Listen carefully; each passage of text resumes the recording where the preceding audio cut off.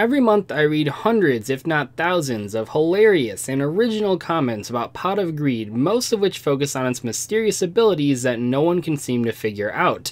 But one question I don't see asked nearly as often, if ever, has to do with what Pot of Greed actually is, like in a physical sense. Most people probably already know, even more so than Seven Colored Fish, that Pot of Greed has appeared in a bunch of different card artworks over the last 20 years of Yu-Gi-Oh's history. But what a lot of people, myself included, before making this video, might not realize is that Pot of Greed isn't just a card that happens to appear in a bunch of other artworks.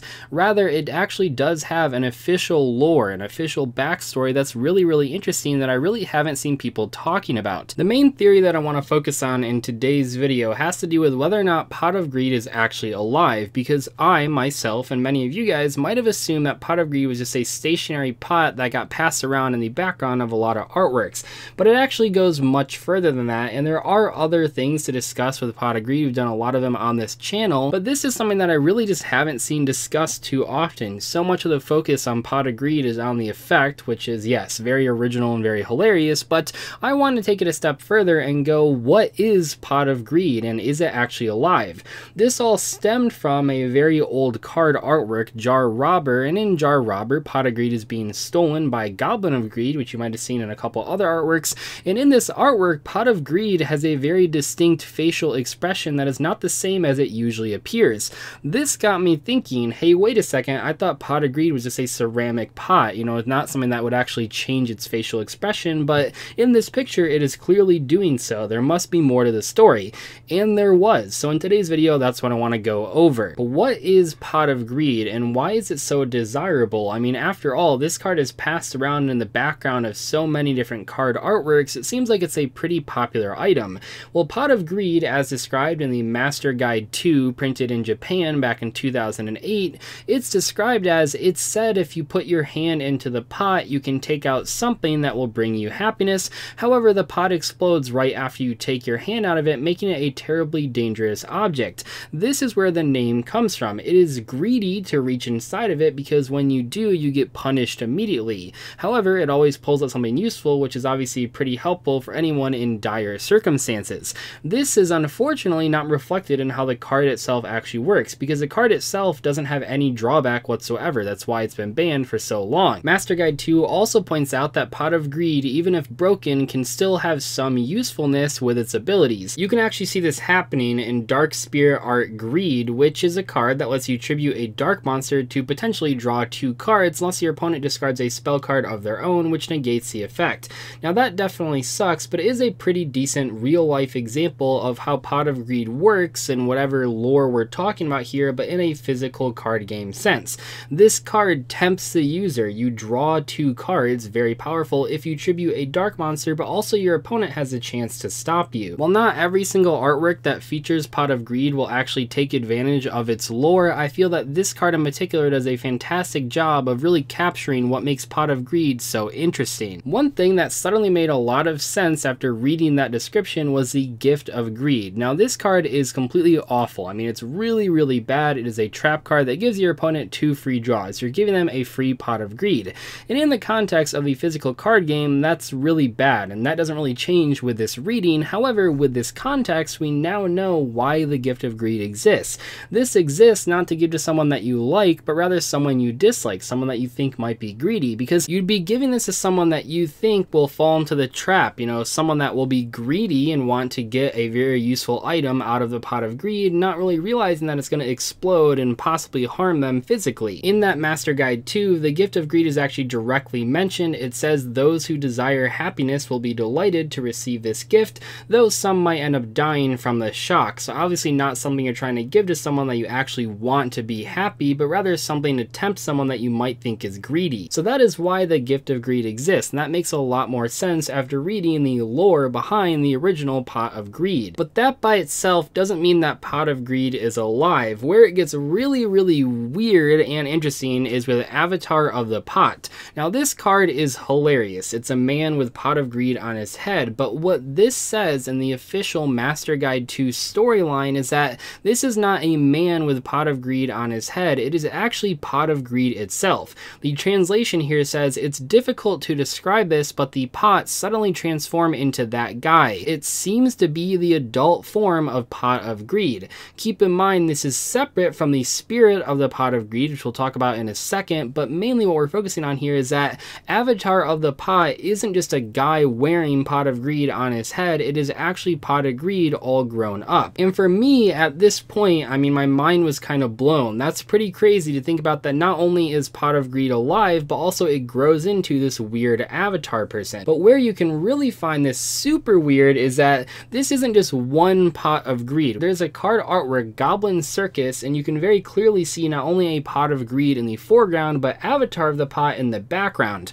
What this means is that there are a whole bunch of Pot of Greeds being sold and bought at different shops and passed around that eventually, through some weird, unknown, mysterious circumstance, will grow up into Avatar of the Pot if you let it. Now this is where I want to interject my own theory about Avatar of the Pot and Pot of Greed. What I personally think, knowing all this officially written down information, is that if you don't use Pot of Greed in the greedy way that'll make it explode, eventually it will grow into Avatar of the Pot. Now unfortunately, Avatar of the Pot is an effect monster, so we don't have any normal monster flavored text. That would have been really helpful for this discussion and for my hypothesis, but I guess we'll just have to make do with what we have. What I do want to say here is that to me, Avatar of the Pot kind of seems like a genie sort of entity. I don't really know for sure, but it definitely is a mystical entity that grows out of Pot of Greed. The reason I think it might be a genie, by the way, isn't really having to do with the fact that it comes out of a pot or anything, but rather because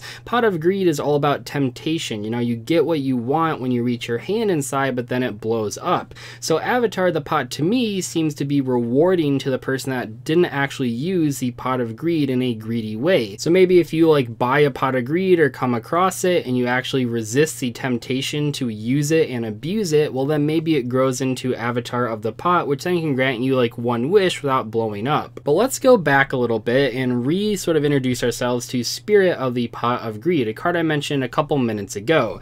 Now when I used to not know the information, how I thought the timeline went was that you had Pot of Greed, just a regular old pot, and then the Spirit of Pot of Greed possessed it and eventually made the Avatar of the Pot. Of course, now after doing our research, we know that's not the case. So what is this small spirit that looks like Pot of Greed? Well, luckily for us, Master Guide 2 also includes a small section about Spirit of the Pot of Greed. It says that it's a spirit that sometimes dwells in the Pot of Greed, obviously as the artwork would depict. When this fairy is inside, you become even happier it was once an angel. Now I'm not going to claim that that gave us all the answers, because it didn't, but it did give us a little bit more to go off of.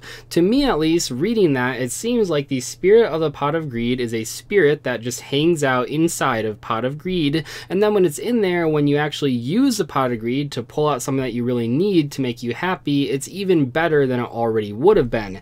Now I don't know why this spirit in particular likes to hang out in Pot of Greed, but it seems to like it, and it seems to sort of increase its abilities. To me at least, it seems like Spirit of Pot of Greed is the Pot of Greed version of Jar Turtle, the card that really likes Jar of Greed. Now I don't know why Jar Turtle likes Jar of Greed so much, but clearly it does, in the same way that Spirit of the Pot of Greed really likes Pot of Greed. Now the real curveball is Marae of Greed, unfortunately released 1 year after Master Guide 2, so we don't have any official information about what this card is. To me though, I mean, you can see here it's Pot of Greed underwater with an eel living inside of it, but the eel looks just like Pot of Greed. So what does this mean? Well, it seems like Spirit of the Pot of Greed has possessed the eel and has taken a physical form. Now does this really matter? I mean, not so much, and the main problem here is that Marae of Greed is the only card artwork that shows either Spirit of Pot of Greed or Pot of Greed possessing a physical entity. I used to think that like Avatar of the Pot, you know, was a possessed person, but now we know that that's not true, so I'm not really sure like how much this really matters, but it does at least show that either Spirit or the Pot of Greed itself are capable of possessing a physical thing. So what does all this mean? Well, first it means that, of course, as the title would imply and as the video would imply, that Pot of Greed is in fact alive, and we have plenty of proof to sort of show that. We know that it grows into Avatar of the Pot, we've seen it in other artworks, but also we know that Avatar of the Pot is not the only alive version of Pot of Greed. The Pot of Greed itself, as shown in several different artworks, is capable of human emotions and changing its facial expression. But we don't know everything, at least not yet. So for example, we don't know where Pot of Greed actually comes from. We see it being bought and sold in a lot of artworks, but we're not really sure where it originates.